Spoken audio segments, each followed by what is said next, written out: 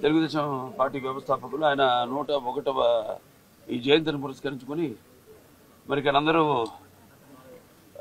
కుటుంబ సభ్యులైతేనేమి పార్టీ కార్యకర్తలు అందరూ కూడా ఆయనకి ఘన నివాళులు అర్పించడానికి ఎన్టీఆర్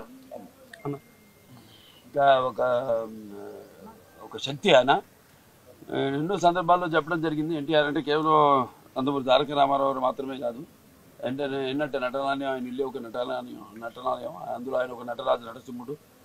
టీ అంటే తారామండలం తారక ధ్రువ తారకుడు, ఆర్ అంటే రాజర్షి రారాజు రాజకీయ దురంధర యుగంధరుడు, రమణీయ రమ్య కమనీయ సౌమ్య గుణధాముడని.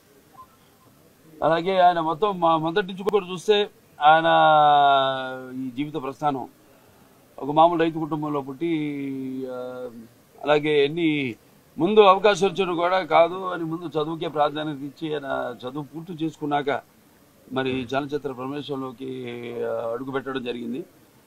అదే ఇక ఆయన చలనచిత్ర రంగంలో ఆయన ప్రస్థానం గురించి వేరే చెప్పనవసరం లేదు. ఎన్టీఆర్ అంటే ఒక నటనకు నిర్వచనం, ఎన్టీఆర్ అంటే ఒక నవరసాలకు ఒక అలంకారం, ఎన్టీఆర్ అంటే నటనకు ఒక విశ్వవిద్యాలయం. తర్వాత ఆయన ఈ రాజకీయ రంగ చలనచిత్ర పరిశ్రమలో మకుటలేని మహారాజుగా ఉన్నప్పుడే ఆయన ఈ చలనచిత్ర పరిశ్రమ నుంచి నిష్క్రమించి రాజకీయ రంగ ప్రస్థానం చేయడం జరిగింది.